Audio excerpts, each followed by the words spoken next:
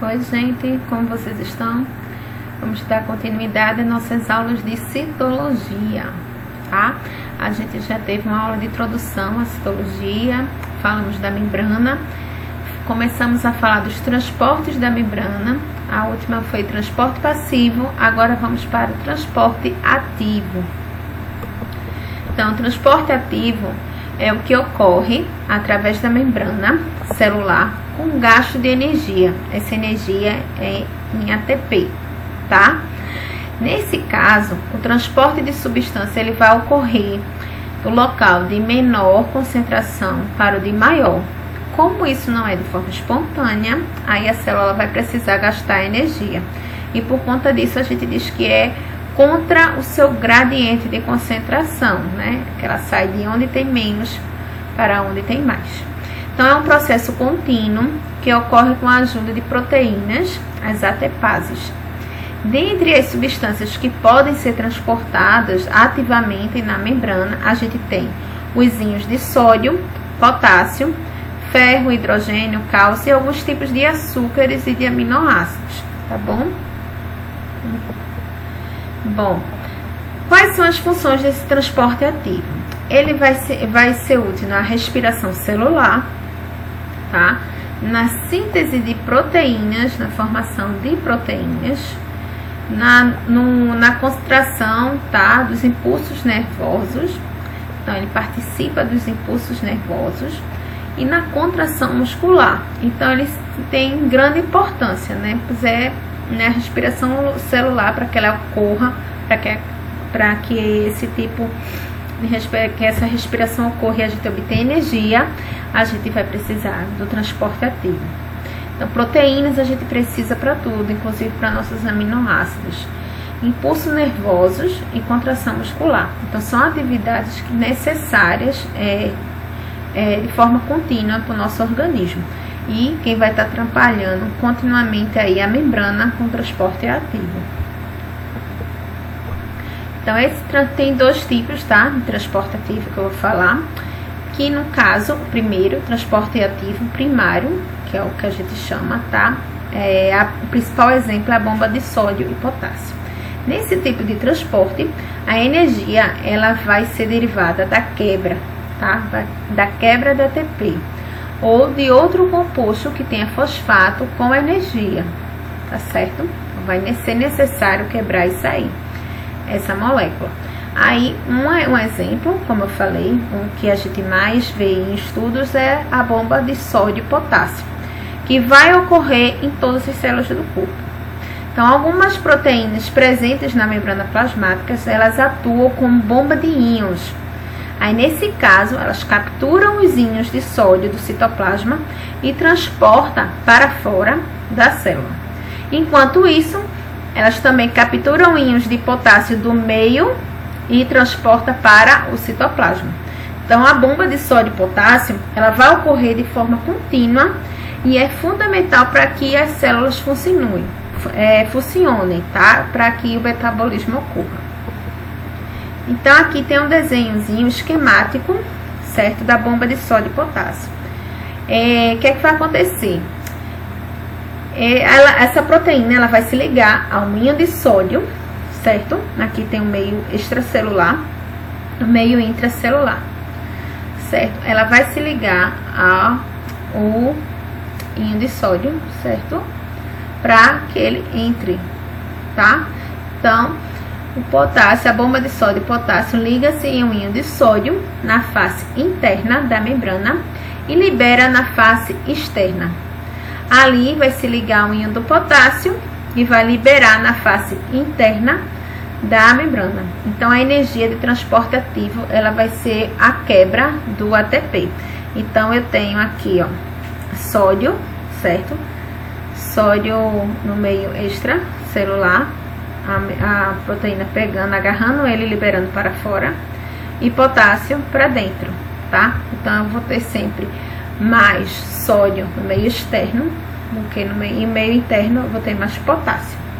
Então, sempre vai ter a ajuda da proteína, que é a proteína agarrando o sódio para expulsar ele para o meio extracelular e pegando potássio para carregar para o meio intracelular.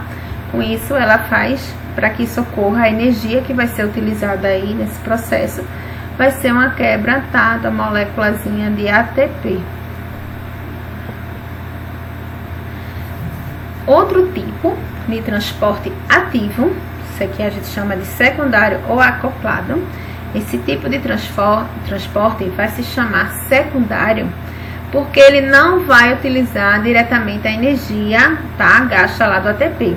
Ele vai depender de proteínas encontradas na membrana. Então, ele meio que se escora nessa proteína para poder fazer seu transporte. Então, a energia para que se realize esse tipo de transporte, ela vai depender da energia gasta lá na bomba de sódio e potássio, naquela quebra de ATP ali. Então, outra substância que vai poder se aproveitar da concentração aí, desse gradiente de concentração, e ser transportado. Então, são substâncias que na hora que está ocorrendo aquele gasto de energia da bomba de sódio e potássio, que a proteína está sendo liberada aqui, ó, tá levando uma para fora e carregando uma para dentro, tem uma substância que vem aqui se escorando e vem junto, certo? Ela vem junto, se aproveitando desse caminho, pega carona aí com a proteína para o meio intracelular, para sair da célula.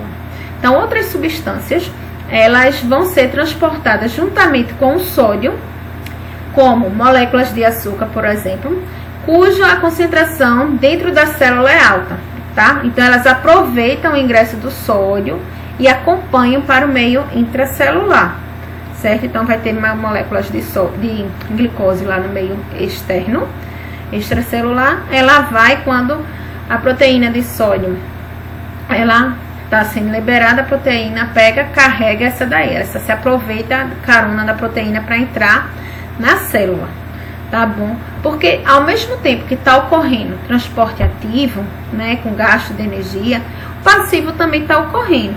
Então, se tem pouca glicose ali dentro da célula e tem muita fora, então a tendência é ela entrar no meio intracelular. Aí entra de forma espontânea, pegando carona aí nessa proteína, certo? Então, no caso, elas vão acompanhar o ingresso do sódio para o meio intracelular. Quando forem transportadas na mesma direção, a gente chama de simporte. Quando for transportada em direção oposta, a gente chama de antitransporte, tá? Transporte em bloco. Como é isso? É os transportes de endocitose e exocitose. Então, esse tipo de transporte, ele ocorre quando as células transferem grande quantidade de substâncias para dentro ou para fora do meio intracelular. Ele é característico, tá, por alterações na morfologia, no formato da célula. Então, a gente chama esses processos de endocitose e exocitose. Então, ele pode ocorrer na endocitose, ela está absorvendo, tá? O transporte está acontecendo para o interior da célula. Então, ele pode ocorrer por fagocitose, e no caso vai ser partículas sólidas maiores, ou pinocitose, partículas menores, líquidas. Aí eu costumo comparar a fagocitose como se a célula ela tivesse comendo, fosse a parte sólida dela comer, certo? E a pinocitose é como se ela estivesse ingerindo, bebendo. Então, é como se fosse beber, porque é a parte líquida, são partículas menores líquidas, tá? E exocitose é o processo em que ela está expulsando, são substâncias que não é bom para a célula, não é necessário para a célula, aí ela põe para fora, é a excreção. Então, a endocitose, né, pra gente ver primeiro aqui, a gente tem a fagocitose, aí nesse processo a gente vai ter células móveis, tá, com pseudópodes, com movimentos, como se fossem movimentos ameboides, prolongamentos do citoplasma para poder agarrar a partícula. Então, aqui eu tenho o citoplasma, ele vai tentar se movimentar, certo? Se modificar, ele modifica a morfologia dele para agarrar a partícula, tá? Nesse processo. Isso aí eles capturam partículas maiores, como micro-organismos também, tá? Pinocitose, a célula vai apresentar a capacidade de ingerir fluidos. Então, algumas moléculas neles presentes vão capturar fluidos específicos, partículas líquidas, por exemplo, do meio exterior. E tem a endocitose mediada por receptor, que vai ocorrer a captura de moléculas, tá? Macromoléculas, em virtude da presença de receptores na membrana, tá? Que vai ajudar nesse processo. Diferença da fagocitose e da pinocitose. Então, na fagocitose, ela vai engolir, né? Vai englobar, certo? Vai absorver partículas sólidas maiores a partir da formação da pinocitose, certo? Como é o caso aqui, ó, partículas maiores formam os pseudópodos e ela engloba essa partícula maior. E a pinocitose é englobamento de líquidos, tá? Sem os pseudópodos, tá bom? Exocitose é o processo de excreção. Então, na exocitose, ela vai garantir que a célula expulse de seu interior algumas substâncias que não for necessário, né, para a célula. Então, que pode ser resíduos provenientes de uma digestão, certo, intracelular, ou ainda substância por elas produzidas. Entre essas substâncias, a gente também pode destacar hormônios, neurotransmissores, tá, que são descartados no meio extracelular por exocitose. Então, no processo de exocitose, uma vesícula, a membrana vai ser formada no interior da célula, ela vai se fundir com a membrana plasmática, liberando a substância, tá? Esse processo, ele vai promover o aumento da superfície da membrana e causar, mas não causa nenhum dano à célula. Então, eu tenho aqui, ó, o citoplasma, a vesícula, certo? A vesícula secretora com enzimas aqui, com secreções, que se funde aqui a membrana para poder liberar o material, tá? No meio intracelular. Bom, gente, então, os processos de transporte ativo são processos que gastam energia, pois eles vão contra um gradiente. O exemplo mais comum é a bomba de sódio e potássio, tá? Que ocorre nas células. A importância desse processo é para a respiração celular, para o funcionamento, né, dos impulsos nervosos, tá? Contração muscular e formação de proteínas. Além desses, a gente tem aqueles, tá, de transporte acoplado, aquele que vai ter uma molécula, uma substância que vai pegar carona aí com o sódio, com o potássio e vai entrar na proteína, no meio intracelular da célula. E por fim, a gente tem os processos de endocitose e exocitose. Endocitose é o que a célula absorve e exocitose é o que ela libera para o meio extracelular. Eu espero que vocês tenham entendido. Qualquer dúvida, entre em contato comigo, revejam a aula, façam seus resumos e bons estudos, tá bom, gente? Até mais, até a próxima aula. Tchau, tchau.